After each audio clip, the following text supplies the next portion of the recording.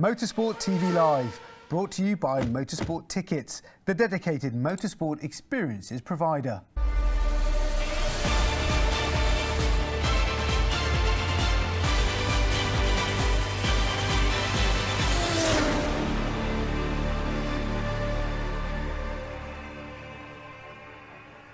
Hello and welcome to Motorsport TV Live. I'm Chris McCarthy with all the latest from the world of motorsport.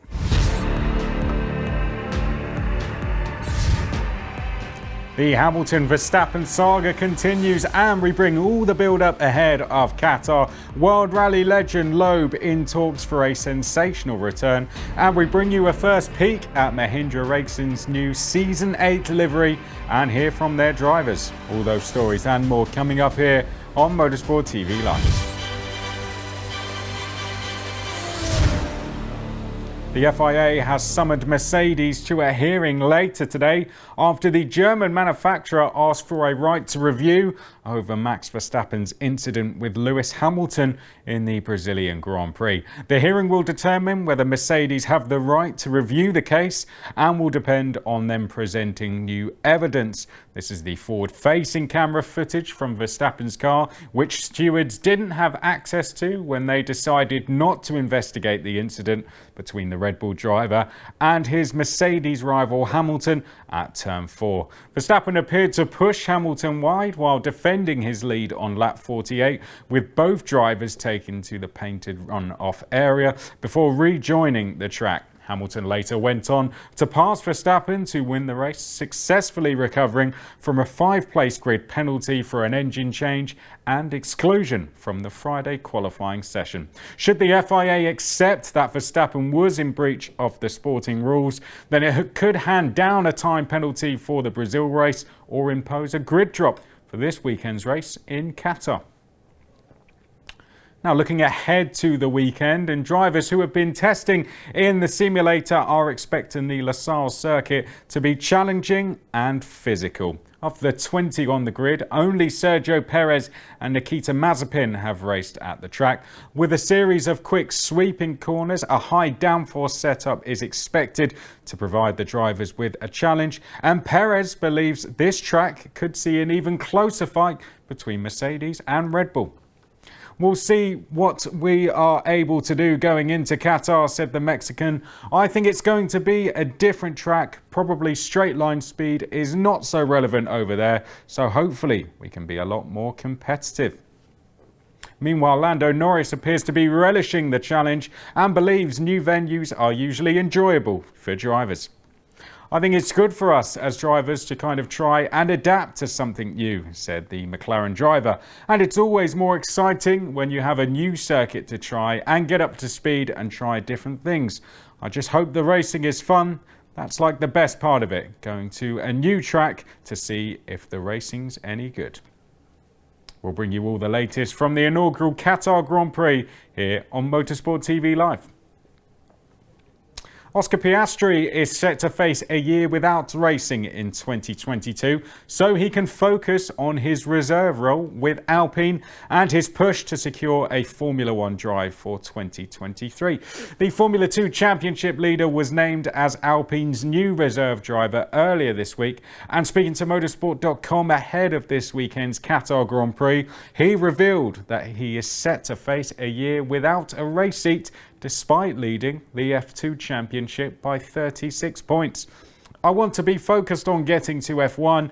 I think being in the paddock as often as I can, even if I'm not racing, I think that's equally, if not more beneficial towards my goal of getting to F1.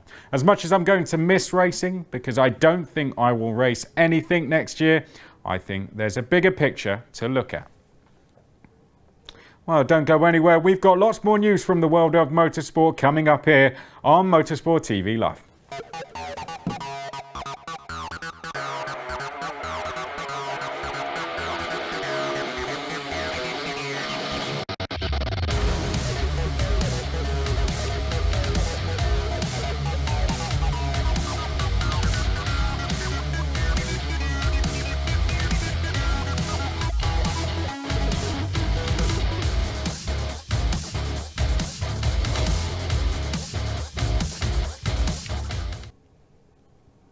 Super GT there, and you can watch the title decider at Fuji Speedway here on Motorsport TV on November 27th and 28th. Now, the first day of testing NASCAR's next-gen car has proved eventful. By the end of day one at the Charlotte Motor Speedway, there had been one hard wreck involving Austin Dillon and a handful of spin-outs from others, including Denny Hamlin, which we are watching here, and newly crowned Cup Series champion Kyle Larson. There were several other near spins. Derek Jones stalled on the track with a flat tyre at one point in the afternoon. While the speeds were slower and the lower horsepower noticed by drivers, the differences in the next-gen car still altered the ability of drivers to push the car to its limits. Wednesday's reported speeds from the test were about 1.5 to 2 seconds off the pace of this year's Coca-Cola 600 at Charlotte. Tests will conclude with a session today, and NASCAR also has some next-gen car tests scheduled in December at Phoenix Raceway. M Sport has confirmed there are plenty of talks still ongoing regarding the possible return of 9-time WRC champion Sebastien Loeb to the team in 2022. Loeb, whose last full campaign was in 2012 with Citroën, has been linked to a comeback for several months, with those rumours only intensifying by his involvement in the testing of Ford's 2022 Puma Rally 1 Challenger. This could set up an exciting head-to-head for the season opening Monte Carlo Rally with the record 8-time winner Sébastien Ogier, who will be contesting just a handful of events with Toyota next year after announcing his full-time retirement this year. The team has so far announced Craig Breen for next year, with Adrian Formeau and Gus Greensmith expected to retain their seats. Loeb's addition would see the team add a fourth part-time entry. We finish with Formula E, and Mahindra Racing have unveiled their Season 8 livery, a striking red design. Mahindra enters Season 8 with a refreshed driver lineup, with one-time race winner Oliver Rowland joining from Nissan to partner incumbent Alexander Sims. Pre-season testing in Valencia starts later this month, the only opportunity for the teams to practice ahead of next season. We spoke to both drivers a little earlier, and I started by asking them about just how crucial those days will be. Obviously, having only 3 days testing between the last race and the first race, it's extremely important. I think it's about familiarising yourself, making sure the updates you've done work properly. And then obviously correlating back. I think leading up to Valencia, we'll be doing probably 2.5 days each, I think, in the sim. So nearly a full week between the two of us before we arrive there, just to make sure that we're fully ready in ourselves and also the things that we want to test. So I think there's some important things to get our heads around, and it'll obviously give us a baseline leading into the season to see where we are and also where we need to improve. And Alex, fourth season in Formula E now. What's the target you're setting yourself for this season? You think it's a season you can really push on?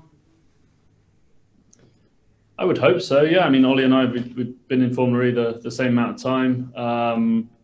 And yeah, it's funny how the seasons go. You know, you get lots of ups and downs throughout. And so I think I've realised that it's very difficult to set clear targets in terms of absolutes. But certainly a big improvement on last year's overall performance. I didn't end the year in anywhere near a position I was happy with. So yeah, getting far further up and just consistently challenging for good points. That's really the main aim first of all. And we'll see halfway through the season how we're going and if we need to play a different game. But yeah, to start with, it's maximum attack and just try and get those points. And yourself, Ollie, what's going to be the targets for you going into this season? You think you've got a package underneath you where you can potentially challenge for the title? I know in Formula E nothing is ever clear, but are you confident going into it? I don't want to set too many targets, to be honest. The first goal for me is to get my head around the car and the team and try and build a good structure a little bit around me, which could take a little bit of time. But of course, I wouldn't be here if I didn't want to win races. So hopefully, we can, hopefully start in a good, consistent way and win races. And whoever knows, in Formula E, it's always extremely close in the championship. You have to make sure that you're consistent and scoring points on a regular basis, and you'll be there. So I think first short-term goal is to build a good structure, and then hopefully with the confidence of that, push on to who knows where we can be at the end of the season. Great to hear from Ollie and Alex there. Post-season testing will start at Valencia on the 29th of November. And you can, of course, catch all the updates here on Motorsport TV. Well, that's all for now. I'm Chris McCarthy. Join us again here on Motorsport TV Live for all the latest news from the world of motorsport. Bye for now.